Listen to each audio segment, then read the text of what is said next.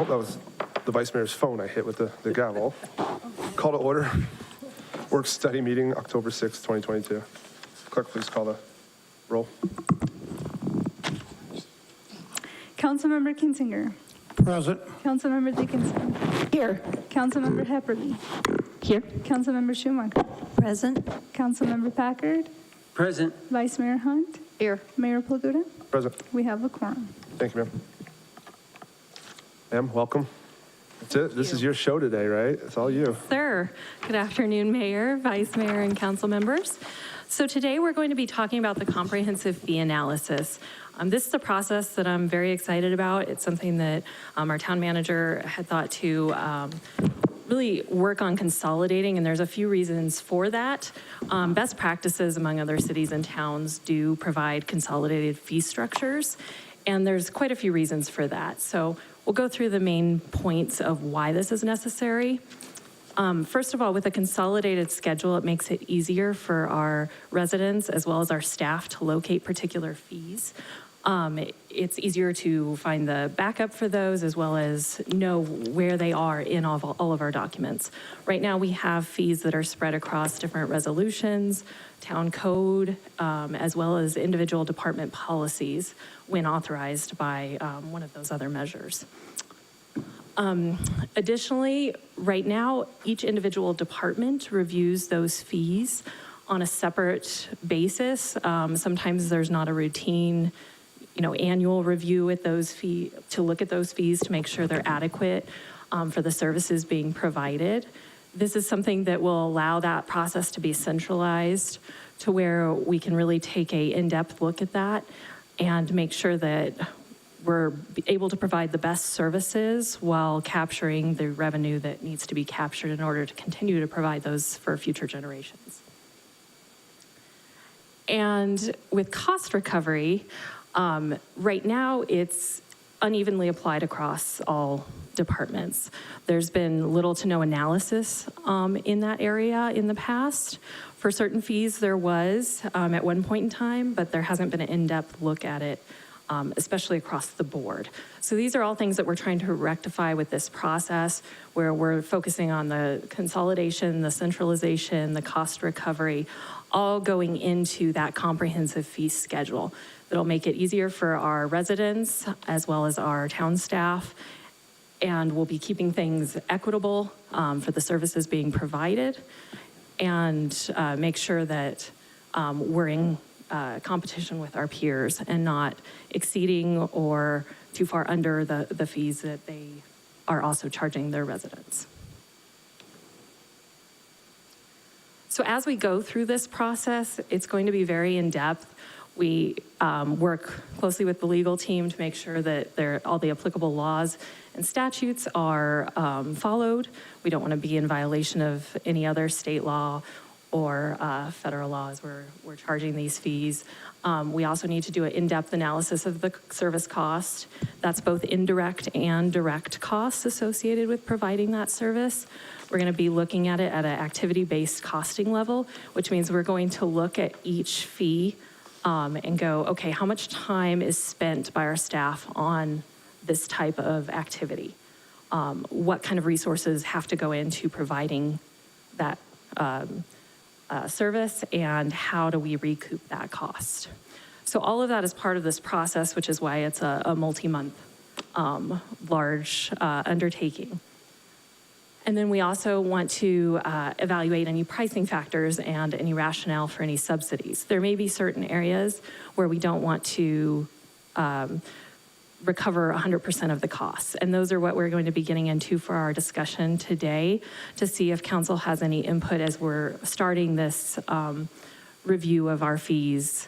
If there's any areas you'd like us to look at other alternatives for, or areas that you think provide a greater public benefit to where maybe we shouldn't look at a full cost recovery in that area. And then our customer experience. Part of this is consolidating our fees into a more manageable list as well. So maybe instead of 5 different options, there's 2. So there's less variance, and it's easier for our customers to find things and know which fees they're going to be paying. And we also are looking at packaging certain fees together. So if they're coming in for, one item, perhaps like on the development services side, for instance, if they're coming in for a plan review and a permit for something that's smaller, maybe they can pay that all as one, they don't have to look in different areas for two different fees. It's just one price includes your involvement with the town on this project. Mr. Mayor, if I could add a point on that one, because I think it's so important. I think we all have experienced things, whether you have had to deal with another governmental entity or even in the private sector, where they say, oh, and by the way, here's a fee that we're going to charge. And you have this feeling of, am I just being kind of taken for additional money? Like, what value am I getting? And we want to be very sensitive to that because, certainly government can be labeled very quickly of just trying to extract money from people.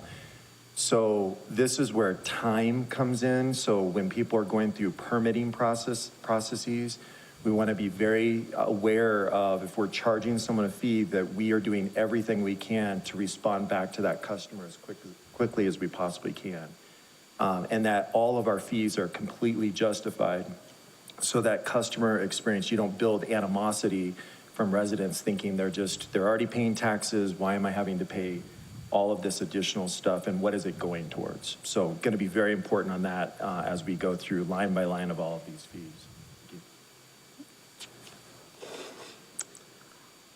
So with that, we'll be developing a policy for council to approve at a later date, which also includes our cost recovery goals, where it should be 100% cost recovery unless the deviation serves the public good, as you all as the governing body see fit, and that it's equitable among similar parties. And then we're also going to be looking at the review frequency. As I mentioned, there hasn't been a consistent review of this process. So annually, we would look at all fees for inflation, the use of services, and competitiveness with our peers. And then every 2 to 3 years, a full cost recovery analysis would be completed to ensure we're staying up to date and the adequacy of our cost recovery is on point. Additionally, the service levels, as Mr. Davison was saying, providing the highest level of service is important in this process. Our residents need to know that they're getting a valuable service for what we are charging them for, and that's important. And that's part of this entire process, is showing that why fees are what they are, and the determination for that, so our residents can feel comfortable with what they are paying for those fees. Additionally, packaging the fees and services, like I mentioned, and simplifying the process so that all of that's part of that customer experience, so they have that access to knowledgeable staff who can help them through a process in the quickest, easiest way possible. So getting on to cost recovery goals. Do you recognize that? I have some excellent Facebook stalkers in my department. And when we went dog licenses, for those of you who don't know, that's Abby, I believe, Lori's sweet little Australian Shepherd. We all know, ma'am. We all know whose dog this is. So. Isn't she cute, though? You gotta admit she's cute. Very. Paws crossed. And it looks like she's displaying her license or her tag prominently. So, it was applicable. So with that, we'll start with that dog licenses element. In dog licenses, we don't expect to receive 100% cost recovery because there is a public benefit associated with providing those licenses.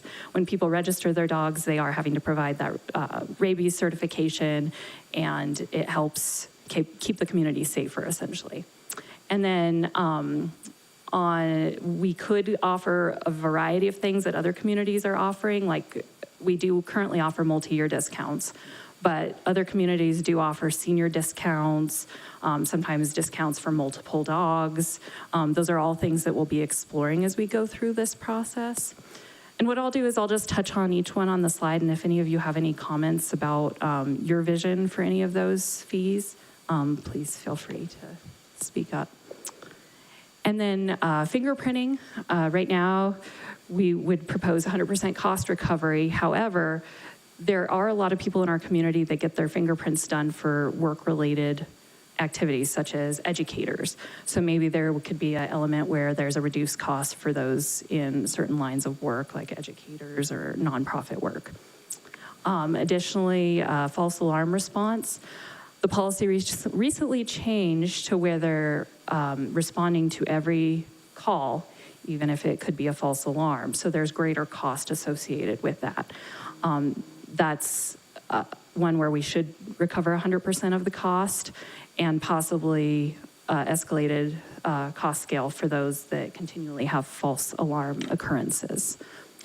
And Mr. Mayor, members of the council, Ms. Powell, we are still working through the policy issues on this. There's been a kind of a long-standing policy, and we're working with PD on this to make sure, again, that customer service experience. If you do have an alarm company, that currently you're paying a fee to the town, but then if your alarm goes off, we don't respond to the alarm. And so we're reevaluating this and want to make sure, again, if someone's paying a fee, that we are providing a service back. If a private homeowner or a business abuses that, where they just keep letting the alarm constantly go off, that's a whole different thing, and that may trigger a fee that they have to pay or a penalty. But we definitely want to be mindful of the customer service experience on this one. We're working with PD on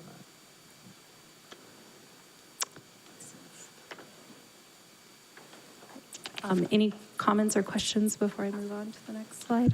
I just think when Mr. Davidson was advising in regards to a false alarm, just our policy has been pretty antiquated. Back in the day, false alarms were like a thing. I mean, alarm companies, and now the majority, or a lot of people have their own Ring cameras. They have their own way they can just pull up their home on their phone. And I've heard just horror stories in regards to how people have been billed from a third party for our false alarm system, and then they continually get billed, and they're continually on this perpetual cycle of having to pay because their alarm went off a couple times or their babysitter set the alarm off. And it's definitely something we need to review, because that's customer service. I mean, for someone to actually come up and tell stories about how they're getting what they feel the raw end of a deal on an alarm system is not good. Katie, on the recovery of that, then that's usually the homeowner's responsibility, or the person's house that was where it went off. Is that correct? Mayor Palguda, Councilman Kinzinger, yes, that is correct. Okay, but then also, we fill out every year I pay a small fee on the false alarm to the town. Am I right? I'm trying to think what it's called. It's You're saying you have an alarm system, sir, on your system? but then once a year, because you know, in case it is a false alarm, but I pay a small fee, and I think it goes to the city, but it's a website that it's someplace else out of state, but it's represented in Prescott Valley. Cry wolf. Right, Cry Wolf. Okay, so we pay, what is it, like a $15 fee every year to that right now? But not everyone does. No. Not everyone.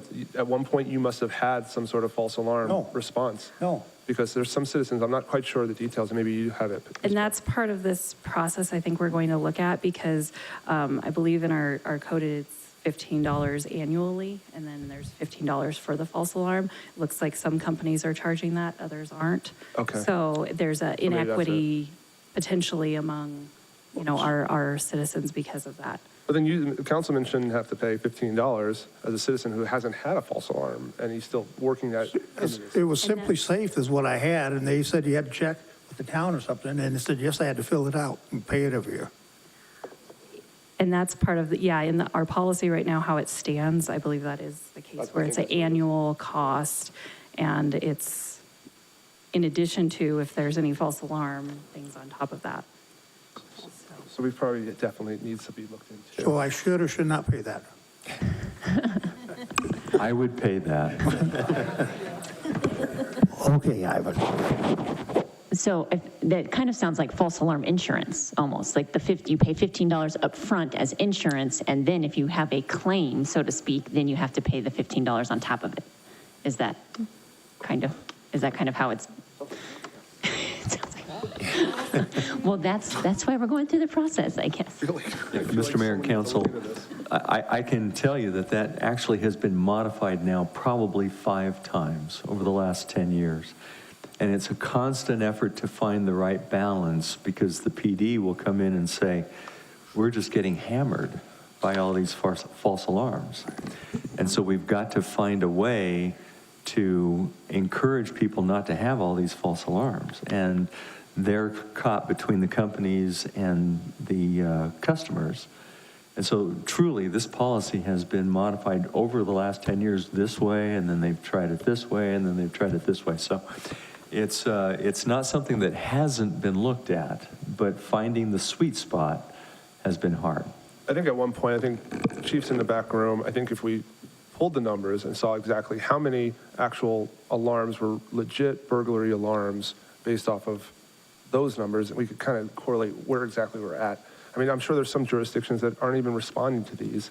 And then, hey, give us a call if you come home and your front door is kicked in and stuff's taken, they basically say. Because that would probably outweigh the number of false alarms that we're getting. So we probably need to look at that as well and what type of service we're providing there. Because as a homeowner, if my alarm goes off, then, hey, I'll pay more attention to what's happening at my home. I don't expect a police officer to immediately drop everything and come to my home to see if someone's there. So I think we need to weigh the pros and cons of that. Katie? Mr. Mayor. Oh, I'm sorry. One quick other question on the dog license. What about veteran discounts? That is also something we could explore. We'll look at that as well. Vice Mayor? So I remember back to false alarms. I remember being contacted maybe a year and a half ago by a business that said they keep paying the false alarm to a third party and they've never had the police respond in like 11 years and there should be some sort of credit. And we had something on the agenda and then it got pulled and it never came back. So this is going to address that. Thank you. And back to your prior question, we do have part of the town code right now. Once an alarm or alarm system has a false alarm and they're registered basically in the system, that's when that annual $15 fee comes into play every year thereafter. So it's a very interesting way it's set up right now, and that's definitely something we'll be looking at with It is very our interesting. departments as well as our legal. I just don't think it's very customer friendly. A person that has their babysitter come over who's not familiar with the alarm accidentally sets it off. Now, therefore, that person in that house is now, now responsible for this fee. It just doesn't play out. Go ahead, ma'am. So moving on to the town clerk fees, we have liquor licenses where we expect 100% cost recovery, peddler solicitor fees, again, 100% cost recovery, and business licenses and inspections, 100% cost recovery. So we'll be analyzing those areas as well. Are there any comments on any of those? Those were updated more recently than most of the other fees. As you all probably recall, back in January, there was a lot of work done on the business license side of town fees. So development services. This is an area that's going to require the deepest dig, as well as a lot of restructuring with their new, the way that they're going to be reformatting the new code for development services. So with that, we are looking at cost recovery of 100% in every area with the exception of code enforcement because of the public benefit involved with safety features as well as to the neighbors in the community with that service that we're providing. But as far as permits, zoning, subdivisions, planning, all of the development or new construction should pay for the services that are being rendered through that process. Are there any comments?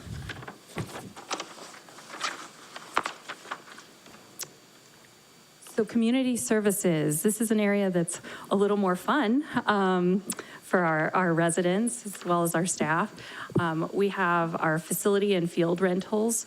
Right now we do cooperative agreements with certain groups, as far as groups that the town has agreements with, whether it be schools or, for example, like youth sports, where potentially there can be reduced costs for certain groups.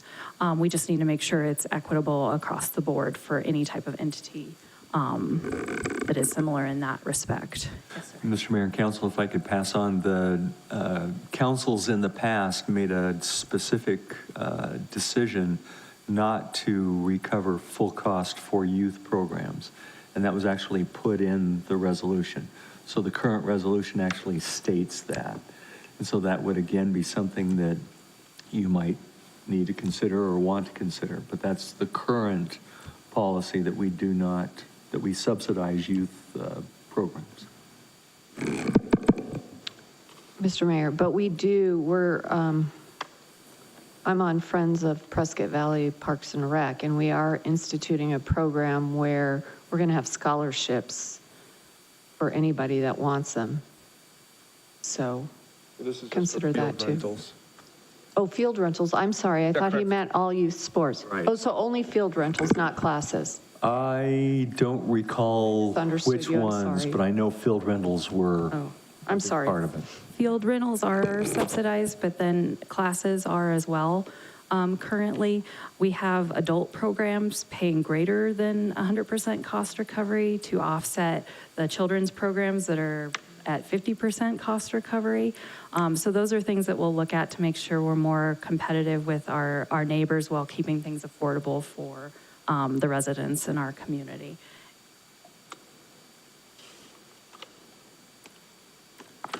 And then we have pool admissions and programs. This last year, council chose to reduce the cost of admission. My understanding is potentially we want that to go to a 0% cost recovery for admission at the pool. But that's, I'd be open to your feedback on that or any comments. Is that correct? I believe that's the intent of staff to present to council. And then with that, cost recovery would stay 100% for any of those lessons, classes, or rentals of the facility.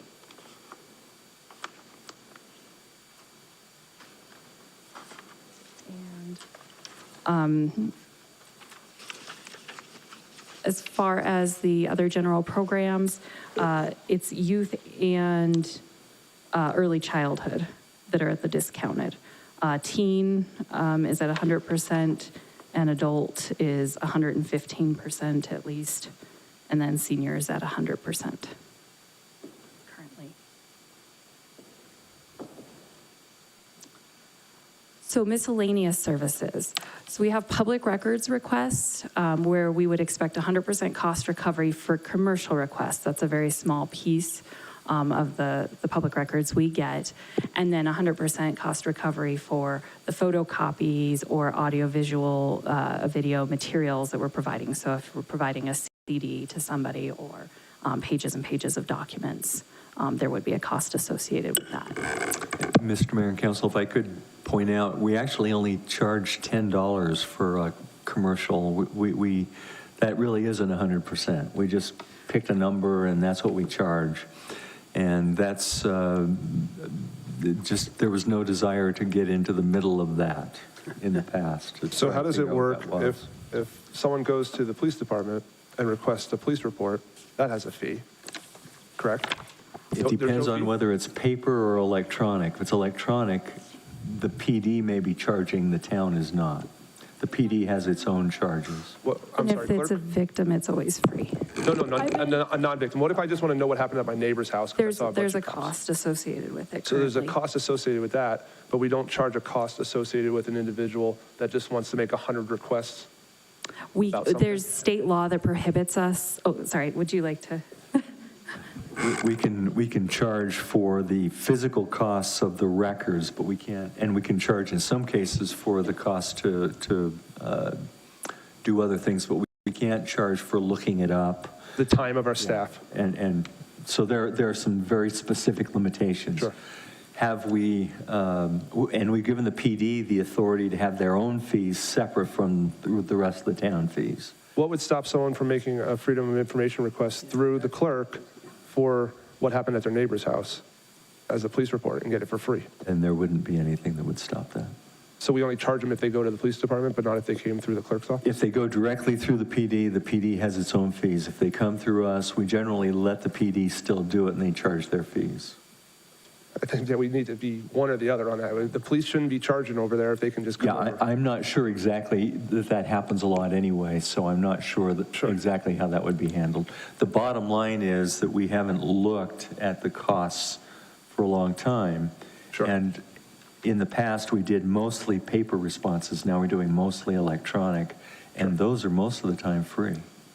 We just need to be the same, whatever it is. And obviously, if we can't charge over on the clerk side, we shouldn't be charging over on the police side. If they're getting it the same way, if they're getting it, hey, would you like a PDF sent to you via email? We just need to be consistent. Mayor, and that will be our goal. We want to, again, want to have parity and equity. The PD is not its own separate entity, so we want to make sure if a citizen goes there or they come to the clerk, we're treating them exactly the same. It's taking the same amount of work for the clerk to look something up as it is for a records clerk over in the police department to look something up. It's the same. Yeah, my question on the FOIA request, some of these can be pretty extensive, but we can't charge a lot on those. As I understand it, we cannot charge the FOIA. Is that correct? Again, we can charge certain things, but not other things. That's what I thought.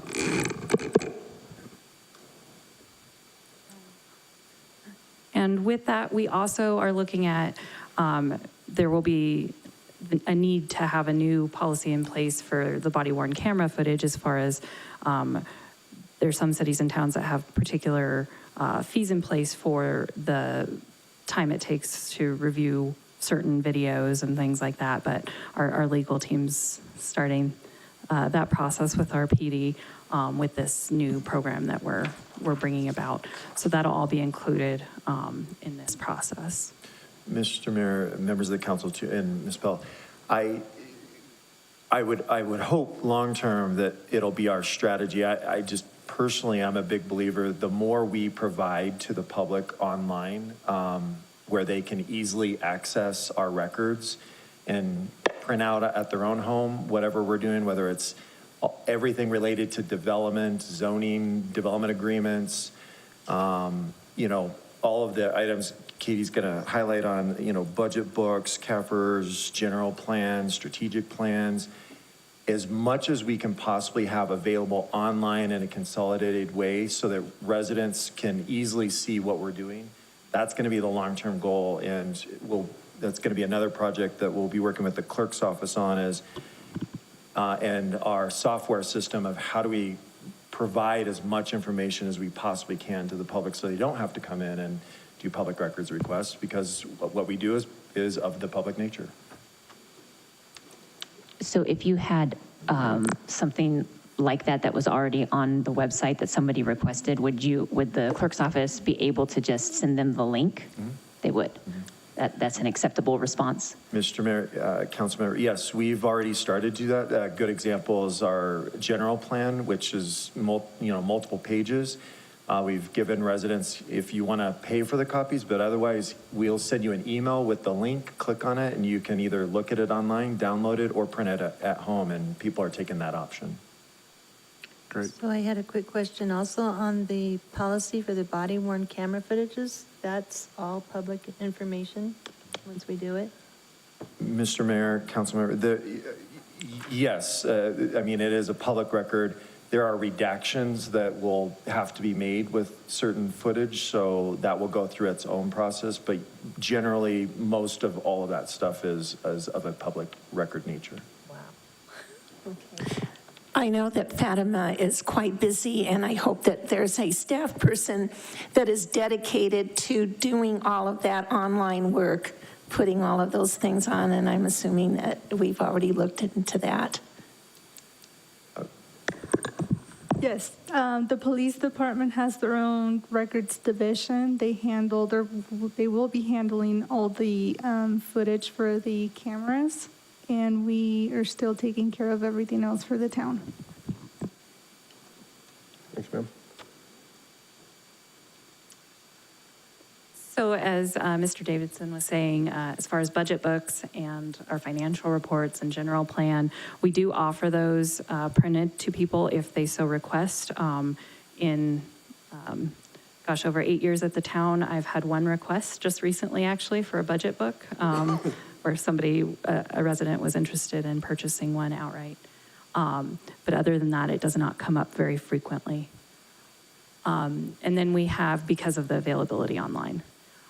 We also have credit and debit card transactions. Currently, the town doesn't charge fees for the use of debit or credit cards. So it doesn't matter if someone's paying their water bill or if they're, spending thousands of dollars for permits. And the town just absorbs those fees currently. So that's something that we would like to at least look into as far as a potential cost recovery, perhaps for just transactions over a certain amount, or, so it's not harming necessarily those that are paying their $20 water bill or what have you. But maybe when we get to a certain threshold, we look at it, or we can look at across the board. We can look at a variety of options for council. But we should probably start some cost recovery there because it is a significant expense.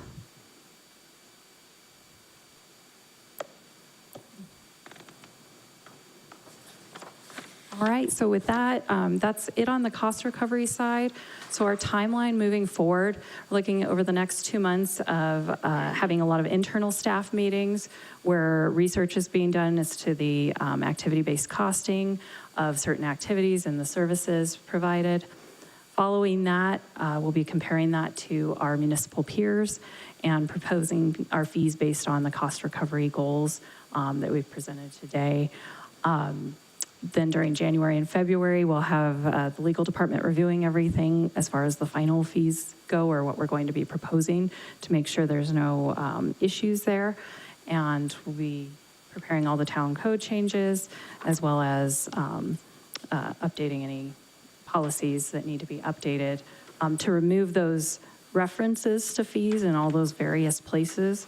So every year we'll be bringing before council at budget time the comprehensive fee schedule, where it'll include all those things, and where our code will allow us to present to council that one consolidated fee schedule instead of all these multiple policies with different fees in them.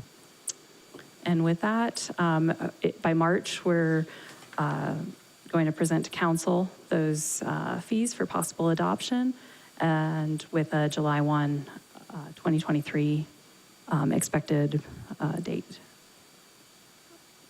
Mr. Mayor, Katie, I think that the comparative analysis to municipal peers is really important, because we don't want to have fees that are higher. We want to keep in the economic development game, business attraction game, so. Anything else from Ms. Pale? One more thing I'd like to mention. We are going to be doing the comparative to peers, and we do want the cost recovery. However, because we haven't looked at our fees in so long, it may not be reasonable to get to 100% cost recovery the first year. We may have to offer a phased-in approach just to ensure we're not going, too large of a jump for our residents. And then the converse may be true as well. If we find areas where we're charging more than it's actually costing us to provide that service, we may be able to scale back in that area. Thank you. Thank you, ma'am. Anything else? Mr. Davison, anything to add? No, thank you. Thank you, ma'am. Everyone, that was it for today. We'll be adjourning, and then we'll be breaking off into executive session. So thank you for joining us this evening. We'll see you next week.